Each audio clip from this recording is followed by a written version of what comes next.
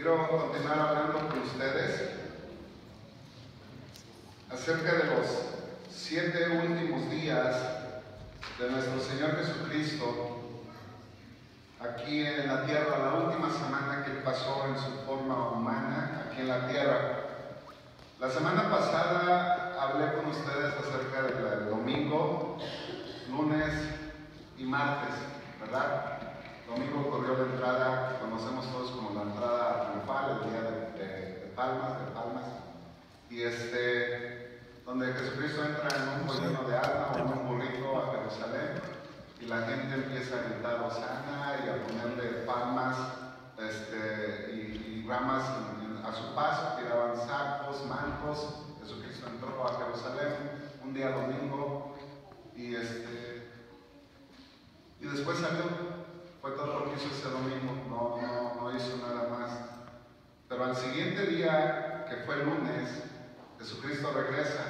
En esta semana que Jesucristo pasó en Jerusalén, que pasó en la ciudad de Palestina, no precisamente en Jerusalén, no se quedó ningún día a dormir en Jerusalén. Toda esta semana la pasó fuera de Jerusalén, en Betania. Betania estaba alrededor de 3 kilómetros, alrededor de 2 millas de distancia. En medio de Betania estaba el Monte de los Olivos, y el Monte de los Olivos, por ahí podían salir al camino para llegar a Samaria. Entonces Jesucristo regresa a Betania ese domingo. Al siguiente domingo entra otra vez a Jerusalén, tiene hambre, mira una higuera, va a tomar un higo de esa higuera y se encuentra que no tenía ningún higo. La maldice, porque eso era algo muy semejante a lo que el pueblo de Israel había hecho hasta ese momento. No habían creído en el Hijo de Dios y no estaban fructificando en obediencia a Dios. Sale, entra al templo, y cuando entra al templo, este es un día lunes, cuando entra al templo se enoja porque toda la gente está vendiendo y comprando cosas en el templo, y saca un látigo y empieza a tirar las mesas, a echarlas al suelo, a correr a la gente, y le dice: mi casa es casa de oración y ustedes le están haciendo una cueva de ladrones. O sea, la gente había tomado un día festivo con una intención diferente, por la cual en el libro del Éxodo el Señor había estipulado que se celebrara, ¿verdad? Entonces los echa de Jerusalén, del templo, y regresa otra vez a Betania. No se quedó ningún día. Al siguiente día, que sería un martes, ocurre lo que le llamamos la confrontación. Jesucristo tiene una confrontación con todos los religiosos judíos de aquel tiempo, y les hace preguntas, les habla parábolas, y es este día donde ellos deciden el arrestar a Jesucristo y el matar a Jesucristo, porque los había enfrentado, los había afrentado y los había retado en otras partes, en otras palabras.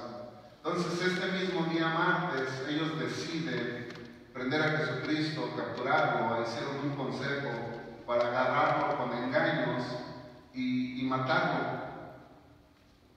Y ellos deciden no hacerlo durante la fiesta. La fiesta era muy importante. Ese día que Jesucristo echa a la gente fuera del templo, es porque toda esta gente venía de diferentes regiones, y ponte a pensar que eran miles y miles de personas. Pero qué terrible es que estos miles y miles de personas que iban a la casa de Dios, al templo de Dios, que fueran con otra intención y otra mentalidad. Y esto es muy similar a cosas que ocurren muchas veces en la iglesia. En la iglesia venimos de muchos lugares, y qué terrible es pensar que haya alguien que pueda venir, pero no tenemos el conocimiento ni la mentalidad correcta para venir a la casa de Dios. Hace rato tuvimos una clase muy buena y hablamos acerca de la iglesia, de la intención de la iglesia, por qué Jesucristo instituyó la iglesia. Entonces, esto ocurría ese día martes. Este día quiero hablar con ustedes acerca del miércoles, el jueves y el viernes, que fue cuando arrestaron a nuestro Señor Jesucristo. A mí me parece muy impresionante la forma en que Dios Padre decide venir a la tierra. Fue una forma espectacular. Y eso lo podemos mirar cuando nosotros meditamos en Navidad. En Navidad la forma en que lo divino, lo celestial, Dios mismo decide venir y ser hombre fue espectacular. Para comenzar, ángeles empiezan a aparecerse. Por ejemplo, Gabriel se le aparece a la Virgen María y es un hecho sorprendente. El simple hecho de pensar de que un ángel de Dios del cielo venga y se presente delante de una muchacha que no tenía experiencia espiritual y que no había tenido todavía ningún encuentro sobrenatural, se me hace sorprendente. La forma en que queda embarazada es espectacular. Después de eso, el hecho de que tenga que salir con su esposo, al cual Dios tuvo que tratar con él. ¿Por qué? Porque quería abandonar a María, porque el niño que tenía no era de él. Él sabía bien que no había tocado a la Virgen María. Ella no había sido tocada por ningún hombre. Él se quiere ir, pero qué increíble es que Dios, teniendo tanto cuidado del amor que ella sentía por él y de la integridad que había en el corazón de José, que Dios le haya hablado en sueños y le haya dicho: ¿sabes qué? Saca a María, llévatela con el niño porque sus vidas peligran. Y José, en obediencia, se lleva a María, y se me hace sorprendente porque después de eso puedes mirar cómo Dios estaba orquestando toda esta entrada divina del Hijo de Dios a la tierra, porque después vienen ángeles que cuando Jesucristo nace, vienen ángeles y estos ángeles empiezan a alabar y adorar a Dios delante de pastores que estaban pastoreando en la noche sus ovejas en el campo, y les vienen y les anuncian las buenas nuevas de gozo. Y a eso puedes añadirle que qué espectacular es que venían magos de Medio Oriente siguiendo una estrella y preguntando: ¿dónde está? ¿Dónde ha nacido? O sea, fue una entrada espectacular. Si la Biblia se cerrara en ese momento, muchos deberíamos de quedarnos sorprendidos de la forma espectacular que Dios mismo se hace hombre. Pero después, cuando sigo leyendo la Escritura, me hice una pregunta: ¿por qué, si Dios decide hacerse hombre a través de estos hechos espectaculares, ahora decide empezar su ministerio a través de un bautismo? Porque todo era calculado por Dios. La entrada del nacimiento fue tremendo, pero no supimos nada de Jesucristo. La Biblia no nos especifica qué es lo que Jesucristo hizo de cuando nació a los 13 años, excepto que a los 13 años su mamá y su papá fueron a celebrar la fiesta en Jerusalén. Ahí es donde escuchamos de Jesucristo. El niño crecía y se fortalecía en Dios y era increíble su sabiduría. Se ponía a platicar con hombres muy bien preparados, rabinos, y se sorprendían de las preguntas que les hacía y de las respuestas que les daba. Eso es todo lo que sabemos, pero de ahí ya no sabemos nada. La Biblia no nos dice nada qué pasó de los 13 años hasta los 30 años. Ahora, ¿por qué, si Dios decide una forma espectacular de entrar a la tierra como con una forma humana, cuál es la razón por la que Jesucristo escoge que su vida pública, su vida ministerial, que duraría 3 años, fuera después de ser bautizado por Jesucristo?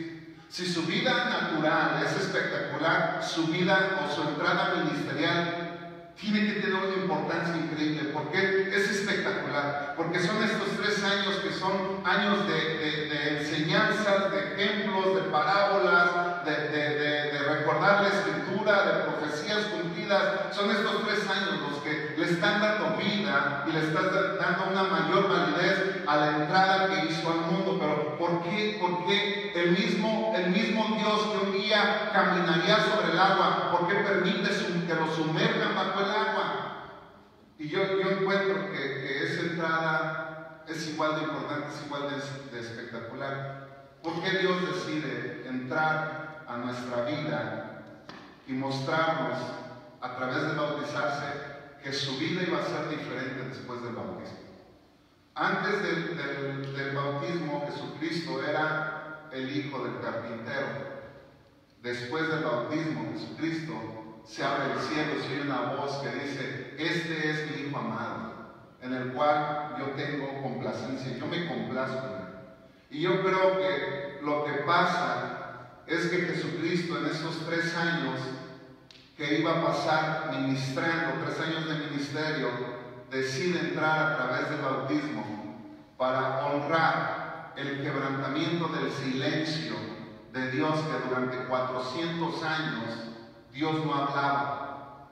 Dios estuvo callado por 400 años.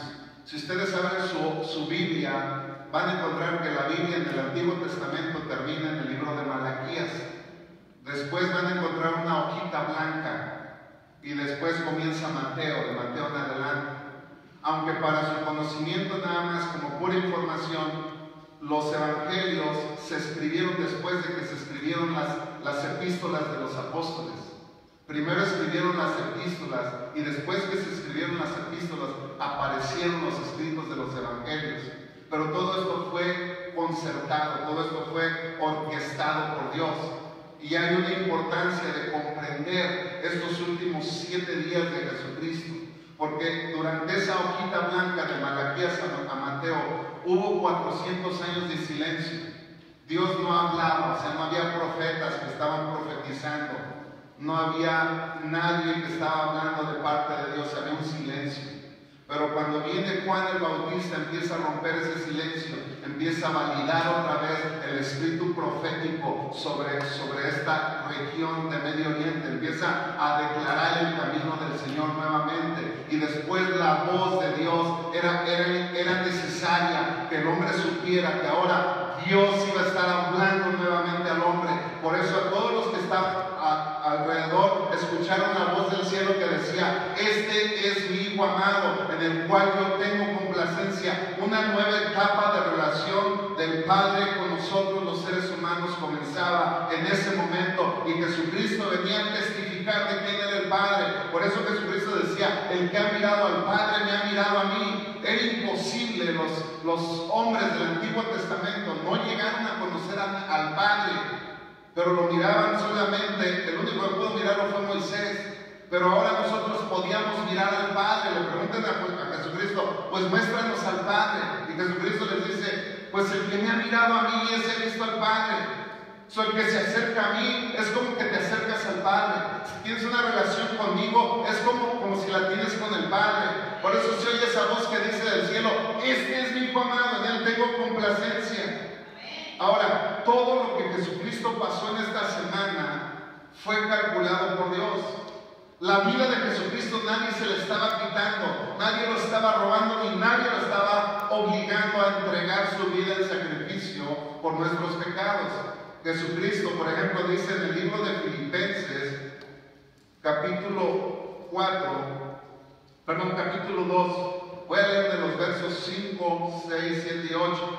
Dice: haya en vosotros, Filipenses capítulo 2, versos 5 al 8. Dice: hay en vosotros esta manera de pensar que hubo o que tuvo Cristo Jesús. Verso 6: que él, existiendo en forma de Dios, él no consideró el ser igual a Dios como algo a que aferrarse, sino que se despojó a sí mismo. Dice: tomando forma de siervo y haciéndose semejante a los hombres. Y hallándose en condición de hombre, en esta condición, se humilló a sí mismo, haciéndose obediente hasta la muerte y muerte de cruz. La muerte en la cruz de Jesucristo no fue casualidad, fue planeada por Dios mismo. Dios mismo se despojó de sí mismo. Dios mismo tomó la decisión de hacerse hombre. Dios mismo tomó la decisión de nacer por medio de la Virgen María y tomó la decisión de entrar a la vida ministerial por medio del bautismo de Juan el Bautista. Porque todo lo que Dios estaba haciendo tiene un propósito, tiene una causa. Entonces Dios decide Él mismo dar su vida por todos nosotros. En el libro de San Juan, capítulo 10, versos 17 y 18, dice lo siguiente: por eso me ama el Padre, porque yo pongo mi vida para volverla a tomar. Dice, nadie me la quita, mas yo la pongo de mí mismo. Tengo poder para ponerla y tengo poder para volverla a tomar. Este mandamiento recibí de mi Padre. O sea, Jesucristo mismo tomó la decisión de sacrificar su vida por amor a ti. Piensa en esto, por favor. Si este sacrificio que Jesucristo hizo, lo hizo por amor a ti, por amor a mí. Él sabía y Él sabe que sin Jesucristo nosotros no podemos alcanzar los propósitos de Dios, no podemos alcanzar una vida espiritual saludable que le agrade a Él. Sin Jesucristo, en una forma de pensar práctica, tú nunca vas a poder ser un buen padre, nunca vas a poder ser una buena madre. Sin Jesucristo nunca vas a poder ser un buen estudiante, un buen trabajador, un buen amigo, un buen hermano. Sin Jesucristo nos suena a todos, pero hay un cambio muy grande a través del sacrificio de Jesucristo. Jesucristo sabía que nosotros no íbamos a lograrlo, por eso Él decide pagar el precio por nosotros. Ahora, un día miércoles, en Medio Oriente, Jesús sabía que ya los judíos habían hecho consejo, lo pueden leer en Mateo 26, que ya habían hecho un consejo para aprenderlo con mentiras.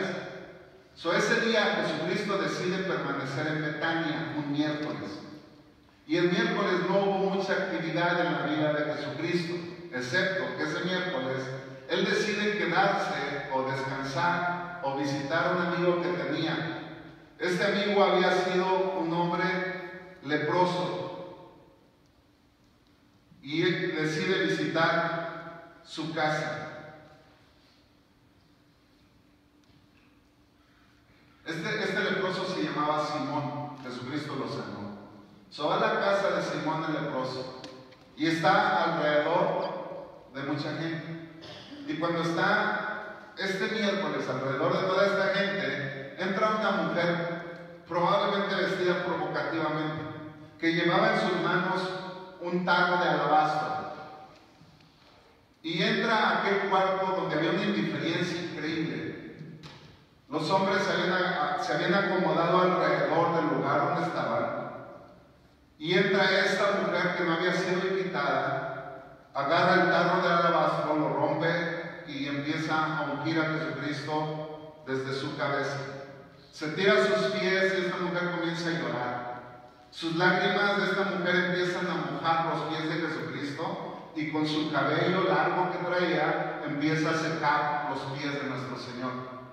Y la gente empieza a murmurar alrededor, en especial Judas Iscariote, que era este señor, lo habían designado a que él guardara el dinero que se juntaba para que ellos pudieran suplir sus necesidades, y él traía el dinero. Y dice este señor, qué desperdicio de esta mujer, la está regando, está desperdiciando algo tan valioso que podríamos venderlo y que nos dieran 100 denarios de oro, y la empiezan a criticar y Jesucristo la defiende. Jesucristo dice, no le digan nada, porque esa mujer lo que está haciendo me está ungiendo. Porque Jesucristo tendría que salir de este lugar, de la casa de Simón el leproso, y 2 días después Jesucristo sabía bien que iba a ser crucificado. Entonces, Jesucristo, teniendo este conocimiento, le dice a los líderes que ya era noche. Pero déjenme hacer un paréntesis aquí. Recuerden que es miércoles en la tarde, y para que nosotros podamos tener un entendimiento de cómo fueron los días, para los judíos calculaban el tiempo diferente que nosotros. Los judíos contaban el comienzo de un nuevo día desde las 6 de la tarde. O sea, el anochecer para ellos, o el nuevo día para ellos, comenzaba a las 6 de la tarde. Hoy a las 6 de la tarde para los judíos ya es lunes. Entonces, recuerden, este era un día miércoles. Y cuando los judíos cuando el sol se ponía o cuando el sol se metía más o menos a las 6 de la tarde aproximadamente, a las 6:20 salían las dos primeras estrellas en Jerusalén. Y cuando salían las dos primeras estrellas tocaban el cuerno, y eso anunciaba a toda la región que ya era un nuevo día. Por decir, si ahora a las 6 de la tarde se mete el sol y salen las dos estrellas, tocan el cuerno y tú dices, uy, es lunes, a chambear. Pero los días laborales para los judíos comenzaban a las 6 también de la mañana. Entonces, ten en cuenta esto, que nosotros tocaban el cuerno para anunciar el nuevo día. Entonces este era el día 14 del mes de Aviv.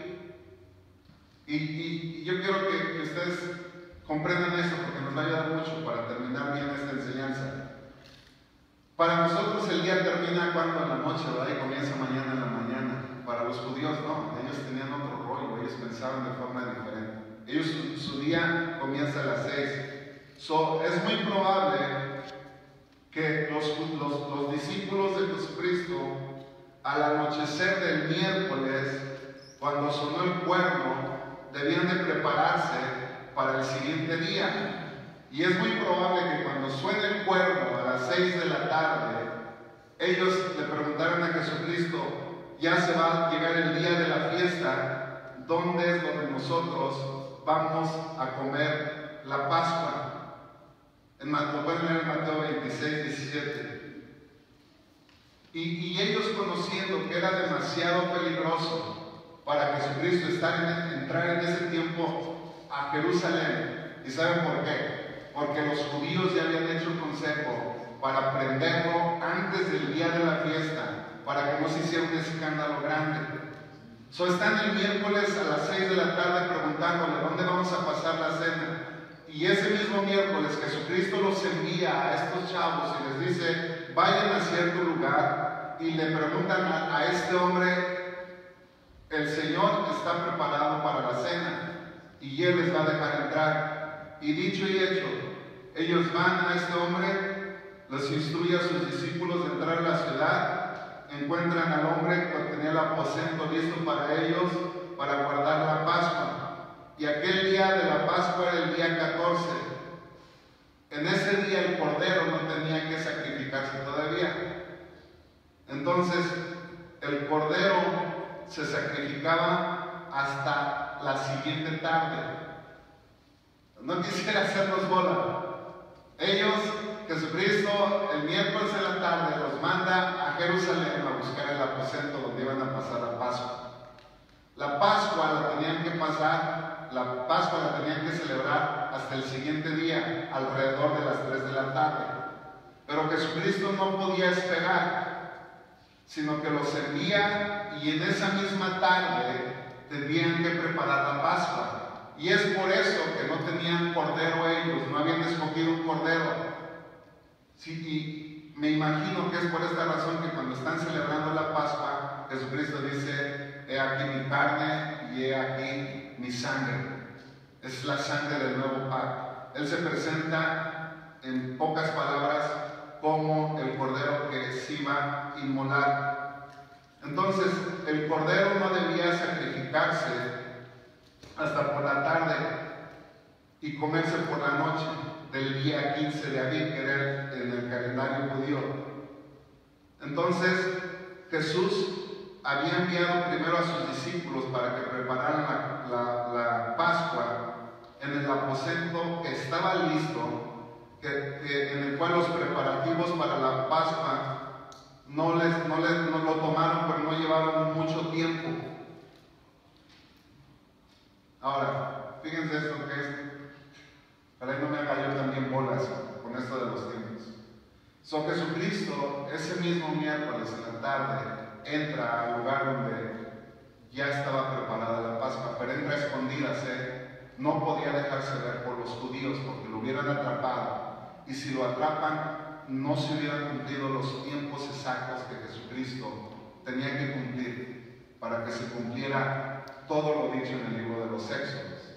Entonces eran más o menos las 7 o las 8 de la noche del miércoles en la tarde. que viene a ser para los judíos jueves. ¿Sí me explico? Entonces, él entra ya a las 7, a las 8 de la noche, pero ya es el día 15. Para nosotros es miércoles, para ellos es jueves. Y comen la cena, la última cena, como la conocemos nosotros. Todos hemos mirado esos cuadros en la casa que dicen la última cena y miramos a Jesucristo en unas sillas bien suaves y todo se mira muy bonito. No fue tan bonito y no era tan suave en una casa rústica de Jerusalén, en el Medio Oriente. Pero Jesucristo la come y más o menos duraron, dicen los escritores, más o menos, que regresaron al Monte de los Olivos, pero este ya era jueves en la noche, regresaron, miércoles en la noche, que supuestamente para nosotros sería, para ellos era jueves. Después de la última cena regresan al Monte de los Olivos y ya probablemente eran las 11 de la noche. Y es ahí, en este Monte de los Olivos, donde Jesucristo se aparta de sus discípulos y les dice: espérenme aquí, oren conmigo. Y se aparta para orar, y como duraron todo el día en Jerusalén y después caminaron al Monte de los Olivos, estaban tan cansados estos dos discípulos que se quedan dormidos, mientras Jesucristo va y se aparta a orar. Cuando Jesucristo está orando, dice la Escritura que está tan intensa la oración que el Señor Jesucristo está haciendo, que grandes gotas empiezan a salir de él de sudor, y las gotas eran como sangre. Termina de orar y decir: Padre, si es posible que pase esta copa de mí, pero no como yo quiero, sino como tú quieres. Para este tiempo, cuando los discípulos estaban celebrando la Santa Cena, terminando Judas, se va y se pone de acuerdo con los sacerdotes judíos y les dice: ¿cuánto me dan si les entrego a Jesús? Y se ponen de acuerdo y le ofrecen 30 monedas. Y esas 30 monedas fueron el acuerdo que hizo Judas para poder entregar a Jesucristo. Jesucristo, mientras Judas está haciendo su transacción, está haciendo su trampa, está cayendo, entonces Jesucristo está orando, está pidiendo por ese momento tan difícil. Cuando viene con los discípulos, los encuentra dormidos y les dice: ni siquiera han podido orar conmigo una hora. Oren para que no caigan en tentación. Entonces estamos hablando que para esto sigue el arresto de Jesucristo, y el arresto de Jesucristo fue jueves, muy temprano en la mañana. Lo arrestan a Jesucristo el viernes, lo pueden ver en Juan 18:28, viene a ser ya el día siguiente. Después de que arrestan a Jesucristo, lo rodean, van con piedras, palos, a medianoche y lo atrapan. Cuando van los soldados a atrapar a Jesucristo, les dice Jesucristo: ¿a quién buscan? Dicen al Cristo, y dice: yo soy. Y cuando dice yo soy, todo el mundo cae al piso. Para esto ya venía este Judas con los hombres que iban a atrapar a Jesucristo. Y cuando dice yo soy y caen al piso, Pedro saca una espada, le corta la oreja a un soldado. El Señor Jesucristo le dice: no, Pedro, porque el que espada mata, espada muere. Y extiende su mano y sana al soldado, le reemplaza el oído que le había sido cortado, la oreja que le había sido cortado. Y no era torero Pedro, ni cortó oreja. Entonces atrapan a Jesucristo y lo atrapan el jueves por la mañana, lo llevan a la casa de Caifás, al pretorio. Y como era de mañana, más o menos dicen los escritores que eran como las 5:30, y ellos no podían entrar al pretorio, eran los judíos, no podían entrar, porque si ellos entraban ese día al pretorio, como era un lugar de gentiles, entonces ya no podrían celebrar la cena. Si un judío entraba a un lugar donde había gentiles, el pretorio, entonces se consideraba un hombre inmundo. Y como era un hombre inmundo, el cuate ser separado por 7 días para purificarse. Y como ellos no podían entrar, a Jesucristo lo llevaron a la casa de Caifás y de mañana. Y como ellos no podían entrar, saliendo el sol de Jerusalén, agarraron a Jesucristo a las 5:30 más o menos. Y como ya era casi la hora, cuando ellos se dirigieron al pretorio, debido a que el pretorio era un lugar gentil, los judíos entraban entonces, si los judíos entraban entonces, eran considerados como inmundos por 7 días. Eso quería decir que ellos no podían comer la Pascua esa noche. Ahora, no olviden ustedes que ya era día jueves, día 14, y que Jesús ya había comido la Pascua ese mismo jueves, pero era miércoles en la noche. Para los judíos ya era jueves, recuerden esto, por favor. Entonces, los judíos no entraron al pretorio para así poder comer la Pascua. Ahora, fíjense esto que es interesante. Durante estas 3 horas siguientes, que es de las 6 a las 9, Jesús sería enviado a Herodes y luego vuelto de regreso nuevamente. Y fue escarnecido durante ese tiempo.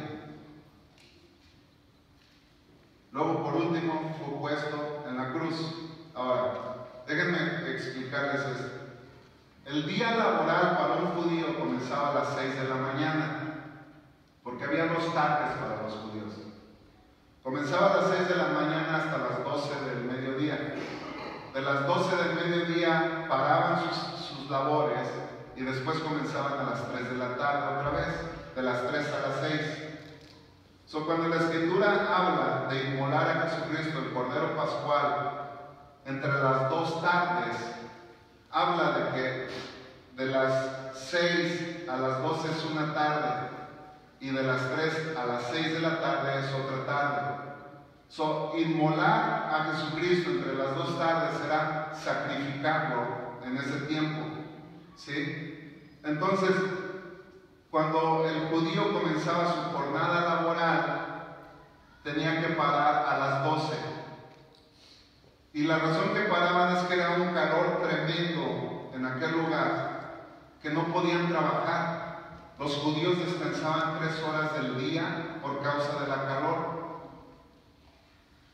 Y estas horas son muy importantes comprender cuando hablamos acerca de la crucifixión de nuestro Señor Jesucristo. Porque la primera tarde, como digo, llegaba a las 12, al mediodía, cuando ellos ya tuvieron sus labores. La segunda tarde era a las 3 p.m. Esa era la hora en que ellos debían inmolar el Cordero Pascual. Ahora, fíjense qué interesante. Agarran a Jesucristo, lo juzgan injustamente y más o menos lo cuelgan en la cruz a las 3 de la tarde. Y 6 horas más tarde, que serían las 3 de la tarde, la hora novena del día laboral judío. Qué increíble es esto, porque tiene una exactitud increíble. A Jesucristo lo cuelgan un viernes a las 9 de la mañana. Todo fue temprano y todo fue muy rápido, porque ellos querían festejar su fiesta pascual. Jesucristo está de las 6 hasta las 3 de la tarde. Por eso dice la Escritura que a la hora novena, que están hablando del horario laboral de los judíos. Entonces, a la hora novena, Jesús entrega el Espíritu. Jesús muere. Y esta muerte de Jesucristo entrega su Espíritu a las 3 de la tarde. Y esta es la misma hora que los judíos debían de sacrificar el Cordero Pascual, que Dios les había ordenado miles de años antes de que sucediera. Esto no fue una simple coincidencia. Jesucristo es juzgado injustamente, es crucificado, lo llevan al monte, lo crucifican, son las 9 de la mañana. Jesucristo está colgado, llegan soldados, empiezan a reír de él. Hay 2 hombres que son ladrones, que empiezan uno a juzgar a Jesús: si tú eres hijo de Dios, sálvate a ti, sálvame estés en tu reino, acuérdate de mí. La gente se empieza a burlar de él. Llega un soldado porque ya se va a llegar la hora de parar las labores, y para no interrumpir toda la tradición de los judíos, le entierran a Jesucristo le entierran una daga en el costado, una flecha, con una lanza en el costado. Y dice la escritura de que de su costado empieza a correr agua y sangre. El agua es para el perdón, la sangre es para el perdón de nuestros pecados. La sangre de Cristo nos limpia de todos nuestros pecados, pero el agua es para purificarnos. El agua es para limpiarnos. Por eso dice en el libro de Juan que si nosotros nos arrepentimos, Dios es justo para perdonarnos y limpiarnos de todos nuestros pecados. Y todo eso se logra en la cruz del Calvario. Ahora, Jesucristo para esto es un viernes ya en la tarde. Para nosotros sería un jueves en la tarde, pero para los judíos ya es viernes. Jesucristo está crucificado. Su cuerpo el viernes lo bajan y lo meten a la tumba. Todo el sábado Jesucristo está en la tumba. ¿Por qué? Porque para los judíos el sábado era un día de reposo. Por eso no tocaron el cuerpo de Jesucristo durante todo el sábado, porque para los judíos no podían trabajar ese día. Entonces lo dejan el cuerpo de Jesucristo en la tumba todo un sábado, hasta que viene el domingo. Y el domingo próximo vamos a hablar de este domingo. Entonces, si se fijan cómo toda esta semana tiene un mensaje muy importante para todos nosotros. Y si ustedes me dicen qué podemos aprender o resumir de este día, a mí me gustaría resumir y remarcar mucho algo que Jesucristo dijo acerca de esta mujer pecadora que se acerca hacia donde estaba él para derramar alabastro sobre su cabeza. Me gustaría que leyeran conmigo, por favor, desde el versículo 6.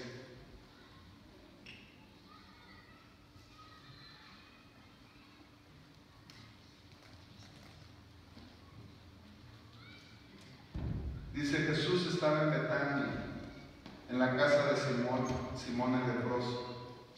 Entonces se le acercó una mujer. Tenía un frasco de alabastro que contenía perfume en aceite muy caro. Ella derramó el aceite sobre la cabeza de Jesús mientras él cenaba. Cuando los seguidores de Jesús vieron esto, se enojaron y dijeron: ¿por qué ese desperdicio de perfume en aceite?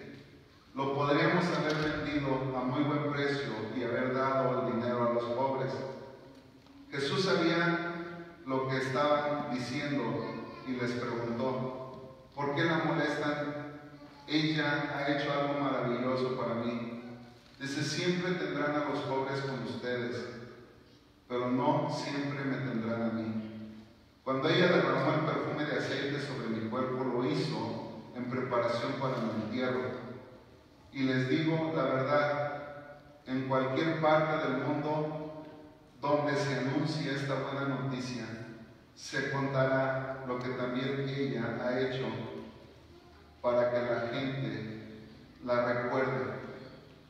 Y me llama mucho la atención, porque Jesucristo no estaba hablando de que quería que lo recordaran, quería que recordaran a esta mujer. ¿Y qué es lo excepcional que hizo esta mujer? Esta historia la pueden encontrar también relatada por Marcos y la pueden encontrar también relatada por Juan. En Marcos 14:3 y en Juan 12:1 pueden mirar la historia de esta mujer. Y esta mujer, de acuerdo a estos otros dos evangelistas que relataron la historia, dicen que era una mujer pecadora. Era una mujer que muchas veces había tenido encuentros con hombres que nunca la habían apreciado. Una mujer lastimada por la vida, porque ella no decidió, una mujer no decide ser una mujer que se vende su cuerpo por dinero. Y la historia dice que esa mujer pecadora probablemente ese era su oficio, era una mujer que se prostituía. Y esta mujer corre a su casa y saca algo que verdaderamente tenía mucho valor para ella. Este tarro de alabastro, los 100 denarios, significaba más o menos en los tiempos bíblicos que le podían haber dado el valor de lo que un hombre gana por todo un año de salario. Y esta mujer toma ese tarro de alabastro, en aquel lugar, en estos relatos de los evangelios, dicen que cuando Jesucristo entra a aquel lugar, todos los hombres que lo habían invitado se sientan alrededor. Jesucristo se sienta, como dice la Escritura, a comer. Esta mujer nadie la invitó, pero lo que yo creo es que Dios la había invitado. Yo creo que Dios había tocado su vida. Yo creo que Dios estaba llamándola. Y como la invitación de Dios es más fuerte que la pena o la vergüenza que pudiera sentir al sentir la mirada y los ojos de hombres que le iban a juzgar, que le iban a criticar, que le iban a mirar mal y probablemente le iban a mirar con una lujuria también, porque era una mujer que se vendía, no le importó. Eso no le importó y entra a aquel lugar con su tarro de alabastro. Lo primero que quiero que ustedes miren es que estos hombres habían tenido una indiferencia increíble para Dios. Estaba a punto de morir. Estamos hablando de que en 2 días Jesucristo iba a sufrir, iba a ser crucificado, iba a ser colgado en el madero, iba a ser abofeteado, iba a ser golpeado, iba a ser menospreciado. Y esta mujer parece como que ella comprendía lo que Jesucristo iba a padecer. Parece como una mujer con un sentir de madre, con un sentir de compasión, con un sentir de misericordia. Y ella no le importa lo que la gente pudiera decir. Ella decide entrar donde está Jesucristo. Y no le importa dar lo mejor de ella. Ella no dice la Escritura que ella agarró el tarro de alabastro y le quitó la tapa y le virtió. No dice que ella rompió el alabastro. O sea, no le importó. Y eso nosotros podemos mirarlo dentro de la iglesia, donde muchas veces Dios te pide que le des tu corazón, que te entregues a Él, y lo único que haces es abrir un poquito el tarro de alabastro y ponerle poquito para que no se te acabe. Y no vas a ver fruto como lo miró esta mujer. La Escritura dice que Dios dijo, ¿sabes qué? Escribe lo que esta mujer hizo porque quiero que todos se acuerden de ella. ¿Y qué es lo interesante? El amor que Jesucristo tiene por ti. ¿Qué es lo interesante? Que Jesucristo mira tu sacrificio, mira tu esfuerzo, mira tu entrega, mira lo que tú eres dentro, más allá de lo que nosotros los hombres pudiéramos decir, porque nosotros los hombres nunca te vamos a dar el verdadero valor que tú te mereces. El único que te puede dar el verdadero valor, el único que te puede observar realmente como tú eres y con lo que tú tienes y los talentos y la gracia y la bondad que hay en tu corazón es Dios.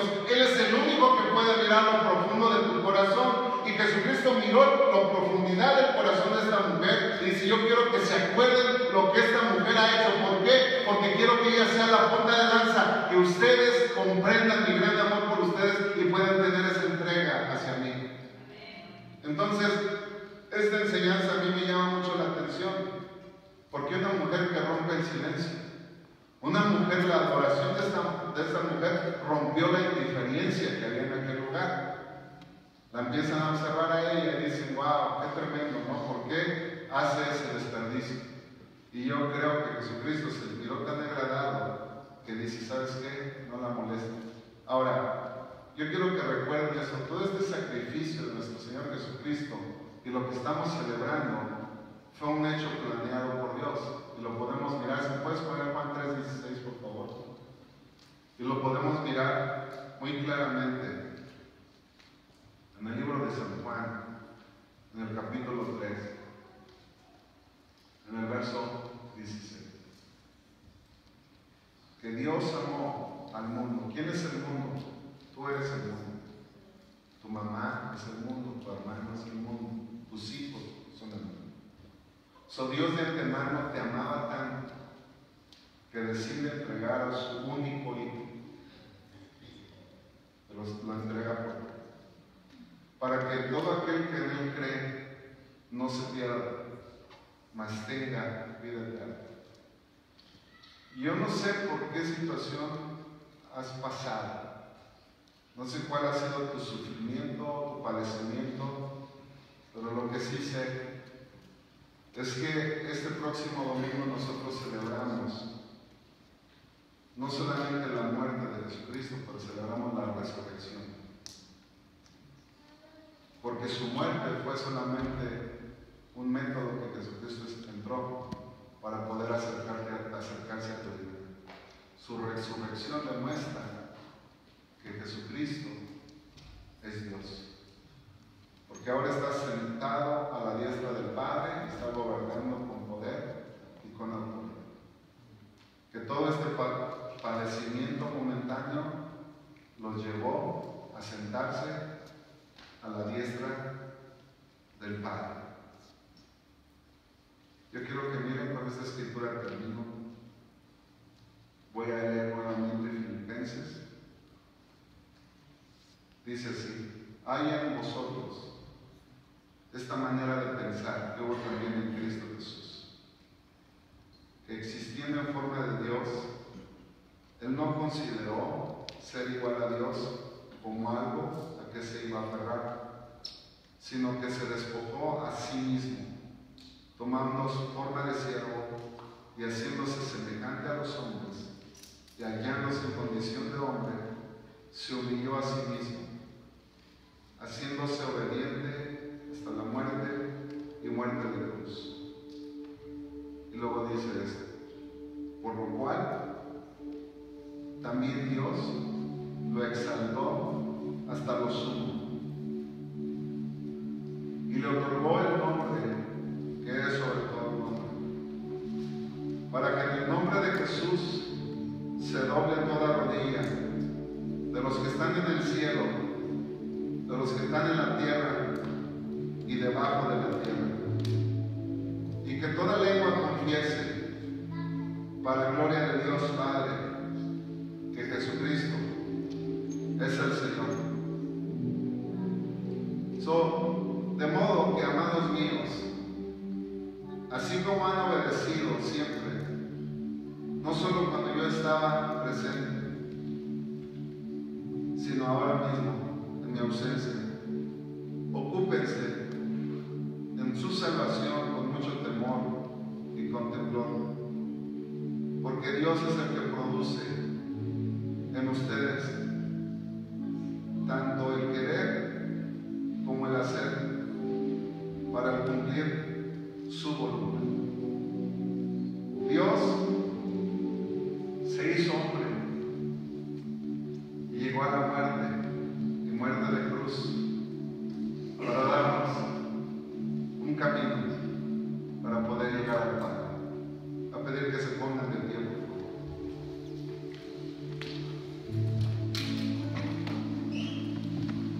Jesucristo dijo en el libro de San Juan, en el capítulo 14, verso 6, dice: yo soy el camino, yo soy la verdad y yo soy la vida. Nadie viene al Padre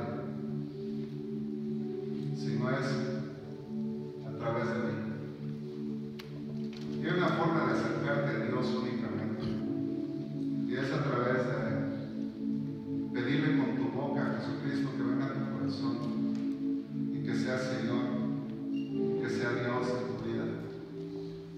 Y a mí me gustaría darte la oportunidad, como yo la tuve algún día, de recibir a Jesucristo en tu corazón, para que esta celebración que vamos a tener tenga un significado diferente en tu vida, para que tú verdaderamente puedas celebrar a Jesucristo y su resurrección, para que tú puedas recibir este día una vida nueva, la vida que Jesucristo nos ofrece a través de su sacrificio en la cruz del Calvario. Medita en eso, por favor.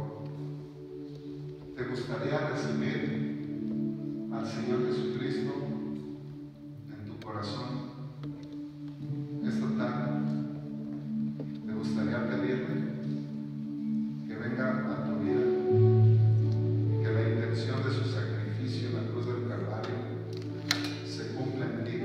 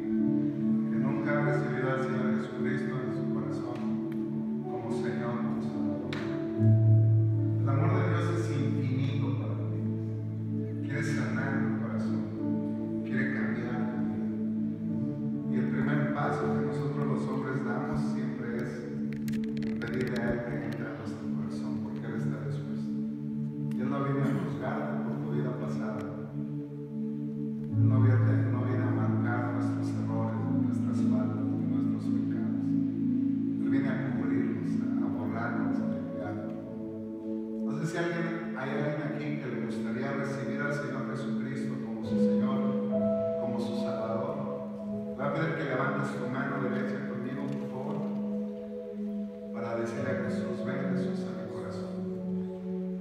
Lo puedes hacer con confianza. Estás entre familia, entre amigos. Levanta tu mano derecha, por favor. Es un momento hermoso donde tú puedes recibir el amor inmenso de Dios en tu vida y permitir que Él cambie la dirección de nuestra vida, que nos perdone, que nos limpie, que nos levante, que nos ayude a ser mejores, que Él sane nuestro corazón. Te voy a pedir que así como levantaste tu mano, que des un paso de valentía. Te voy a pedir que pases al frente, por favor. Permíteme orar contigo y orar por ti.